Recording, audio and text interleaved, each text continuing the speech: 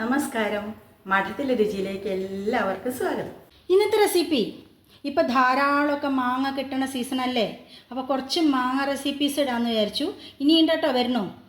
ഇതിപ്പോൾ 2 വെള്ളമൂവാണ്ടിൻ്റെ മാങ്ങ അത്യാവശ്യം വലുതാണ് എൻ്റെ കയ്യിലുണ്ട്. ഇത് വെച്ചിട്ട് വെന്ത മാങ്ങാക്കറി പെട്ടെന്ന് തന്നെ നമുക്ക് ഉപയോഗിക്കാൻ പറ്റും. വെയിലത്ത് വെച്ച് ഉണക്കൊന്നും വേണ്ട. ഒരു ഡിഫറെൻറ്റ് ടേസ്റ്റിലുള്ള ഒരു വെന്ത മാങ്ങാക്കറിയാണ് ഇന്ന് ഉണ്ടാക്കാൻ പോകുന്നത്. അപ്പോൾ ആദ്യം നമുക്കിത് ചെറുതാക്കിയിട്ട് അരിഞ്ഞെടുക്കാം. കണ്ടോ, കുറച്ചിങ്ങനെ നല്ലോണം മൂത്തിട്ടുണ്ട്. കണ്ടോ, ചെനയ്ക്കുക എന്നൊക്കെ പറയില്ലേ നമ്മൾ, അങ്ങനത്തെ മാങ്ങ വെച്ചാൽ കൂടുതൽ ടേസ്റ്റാണ് കേട്ടോ. പിന്നെ ഇതിൽ വിനീഗർ ഒന്നും ഒഴിക്കേണ്ട, വിനാഗിരിയില്ലേ അതൊന്നും ഒഴിക്കേണ്ട കാര്യമില്ല കേട്ടോ. അതൊക്കെ ഒഴിച്ച് കഴിഞ്ഞ് കഴിഞ്ഞാൽ മാങ്ങയിലൊക്കെ ശരിക്കും ഒഴിക്കുക എന്ന് വിചാരിച്ചു കഴിഞ്ഞാൽ മാങ്ങാക്കറിയുടെ ടേസ്റ്റേ പോവും. ഇങ്ങനെ ഞാൻ നുറുക്കി വെച്ചിട്ടുണ്ട്. ഇനി ഇത് നമുക്ക് ചെറുതാക്കിയിട്ട് അരിഞ്ഞെടുക്കാം. അപ്പം ഞാൻ മാങ്ങ ഇതേപോലെ കേട്ടോ ഈ വലിപ്പത്തിൽ നുറുക്കിയെടുത്തിട്ടുണ്ട്. ഇനി ഇത് വെന്ത മാങ്ങ അച്ചാറല്ലേ, ആ വാക്കിൽ തന്നെ നമുക്ക് മനസ്സിലാവില്ല ഇതൊന്ന് വേവിക്കണം എന്ന്. ഒന്ന് ആവി കയറ്റാൻ വേണ്ടിയിട്ട് ഇങ്ങനെ ഒരു ഇഡ്ഡലി തട്ട് എടുത്താൽ മതി കേട്ടോ. എന്നിട്ട് നമ്മൾ ഇഡ്ഡലിക്കൊക്കെ ഒഴിക്കണ മാതിരി എല്ലാറ്റിലും അങ്ങോട്ട് ഇട്ട് കൊടുക്കുക. അപ്പം നമുക്കിത് എല്ലാറ്റിലും ഇങ്ങനെ ഇട്ട് കൊടുക്കാം. അപ്പോൾ കണ്ടോ, ഞാനിങ്ങനെ എല്ലാറ്റിലും ഇട്ട് കൊടുത്തിട്ടുണ്ട്. ഇതിലിപ്പോൾ 6 കുഴി ഉണ്ടല്ലോ, അപ്പോൾ എല്ലാറ്റിലും ഇങ്ങനെ നിറച്ച് കൊടുത്തിട്ടുണ്ട്. ഞാൻ 2 മാങ്ങ എടുത്തിട്ടുള്ളൂ. അപ്പോൾ നിങ്ങൾക്ക് അധികം മാങ്ങ കൊണ്ടാണ് ഉണ്ടാക്കണമെന്ന് വെച്ചാൽ ഇഡ്ഡലി തട്ട് വേറെ ഉണ്ടാവുമല്ലോ, അങ്ങനെ ആവി കയറ്റിയെടുത്താൽ മതി കേട്ടോ. അപ്പോൾ ഇത് ഇഡ്ഡലി ചെമ്പിൽ കുറച്ച് വെള്ളം വെച്ചിട്ട് നമുക്ക് ഒന്ന് ആവി കയറ്റിയെടുക്കണം. 5 മിനിറ്റ് മതി കേട്ടോ. അപ്പോൾ നമുക്കിത് കൊണ്ടുവയ്ക്കാം. അപ്പോൾ ഞാൻ ഗ്യാസ് കൊടുത്തിട്ട് ഇഡ്ഡലി ചെമ്പ് അടുപ്പത്ത് വെച്ചിട്ടുണ്ട്. അതിലേക്ക് ഇറക്കി വെച്ച് കൊടുക്കാം. 5 മിനിറ്റ് തന്നെ മതി കേട്ടോ, വല്ലാതെ വെന്ത് കുഴയാനൊന്നും പാടില്ല. അടച്ചു വെച്ച് കൊടുക്കാം. അപ്പോൾ 5 മിനിറ്റായി, ഞാൻ ഗ്യാസ് ഓഫ് ചെയ്ത് കൊടുക്കുകയാണ്. ഇനി ഒന്ന് ആവി പോട്ടെ, അതിന് ശേഷം ഇത് തുറന്നിട്ട് നമുക്ക് ഇഡ്ഡലി പാത്രത്തിൽ നിന്ന് ആ തട്ടെടുത്തിട്ട് പുറത്തേക്ക് വയ്ക്കാം കേട്ടോ.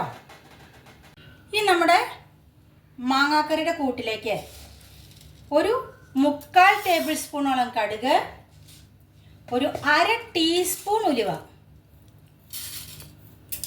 ഇതൊന്ന് നന്നായിട്ട് പൊട്ടി വരട്ടെ കേട്ടോ.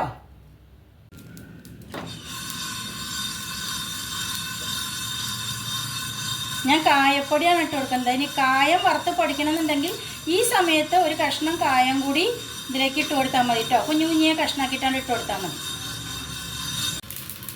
ഇതാ കടുക് നന്നായിട്ട് പൊട്ടി വന്നിട്ടുണ്ട്. ഗ്യാസ് ഓഫ് ചെയ്ത് കൊടുക്കാം. എന്നിട്ട് ഇത് ചൂടാറിയതിന് ശേഷം നമുക്ക് മിക്സിയുടെ ജാറിലേക്ക് ഇട്ടിട്ട് നന്നായിട്ട് പൊടിച്ചെടുക്കണം കേട്ടോ. അപ്പം നമ്മുടെ വെന്ത മാങ്ങ കഷ്ണങ്ങളൊക്കെ നന്നായിട്ട് ചൂടാറിയിട്ടുണ്ട്. അത് നമുക്ക് ഇങ്ങനെ ഒരു ബൗളിലേക്ക് ഇട്ട് കൊടുക്കാം. നമുക്ക് പെട്ടെന്ന് ഉണ്ടാക്കാൻ പറ്റുന്നതാണ്. ഞാനിതിലേക്ക് ഒരു 1/4 ടീസ്പൂണൊന്നും വേണ്ട, ഒരു പിഞ്ച് മഞ്ഞൾപ്പൊടി ഇട്ട് കൊടുത്തിട്ടുണ്ട്. ഇനി ആവശ്യത്തിന് ഉപ്പിട്ട് കൊടുക്കാം. ഇനി ഒന്ന് നന്നായിട്ട് ഇളക്കുക.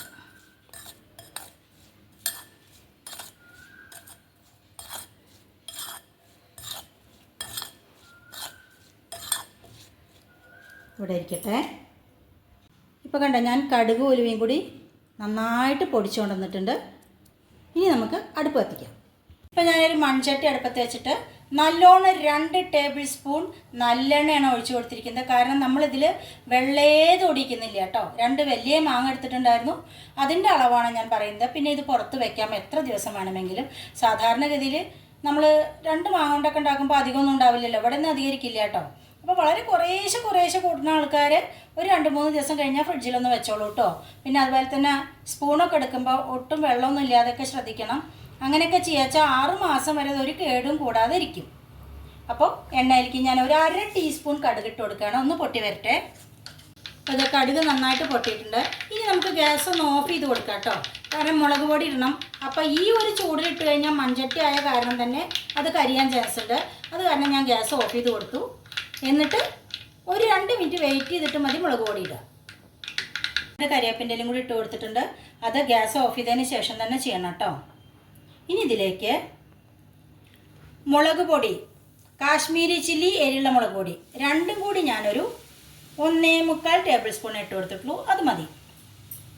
അതോടൊപ്പം തന്നെ നമ്മൾ നേരത്തെ പൊടിച്ചു കൊണ്ടുവന്നത് ഉലുവ, കടുക് അതിട്ട് കൊടുത്തു.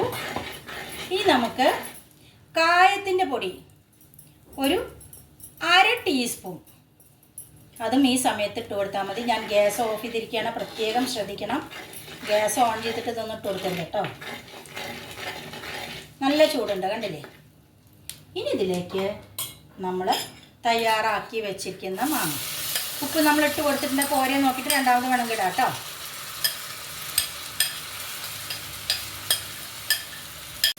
അപ്പോൾ അതേപോലെ മൺപാത്രത്തിൽ ഉണ്ടാക്കുന്ന ആൾക്കാർ ഇനി ഗ്യാസ് കൊളുത്തേണ്ട കാര്യമില്ല കേട്ടോ. കാരണം കണ്ടോ, ഇപ്പോഴും ഇതിൻ്റെ ചെറുതായിട്ട് ഇങ്ങനെ തിളയ്ക്കണ മാതിരിയാവുന്നുണ്ടോ? അല്ല, നമ്മൾ സ്റ്റീൽ പാത്രത്തിലൊക്കെയാണ് നിറച്ച് കഴിഞ്ഞാൽ ഈ സമയത്ത് ഒന്ന് ഗ്യാസ് ഓൺ ചെയ്ത് കൊടുത്തോളൂ. എന്നിട്ട് നന്നായിട്ട് ഇളക്കിയാൽ മതി കേട്ടോ. ഞാൻ ഉപ്പ് പോരെ നോക്കട്ടെ. ഇത് പെട്ടെന്ന് തന്നെ എടുത്ത് ഉപയോഗിക്കാൻ പറ്റുന്ന ഒരു മാങ്ങാക്കറിയാണ് കേട്ടോ, ഇൻസ്റ്റൻറ്റ് മാംഗോ പിക്കിൾ. സൂപ്പർ. ഒരു പ്രാവശ്യം നിങ്ങൾ ഇങ്ങനെ ഒന്ന് ഉണ്ടാക്കി വെക്കണം കേട്ടോ. കുറച്ചും കൂടി ഉപ്പ് വേണം. ഒരു 1/2 ടീസ്പൂൺ കൂടി ഉപ്പിട്ട് കൊടുത്തു. ഇനി ഒന്ന് നന്നായിട്ട് ഇളക്കുക. കഴിഞ്ഞു പണി. നമ്മുടെ മാങ്ങാക്കറി റെഡിയായി. വെന്ത മാങ്ങാ പിക്കിൾ, ഇതിൻ്റെ ടേസ്റ്റ് ഒന്ന് നോക്കൂ കേട്ടോ. തികച്ചും ഡിഫറെൻ്റ് ആയിട്ടുള്ളൊരു ടേസ്റ്റാണ്. ഇനി ഒന്നിങ്ങനെ ഇരിക്കട്ടെ കേട്ടോ.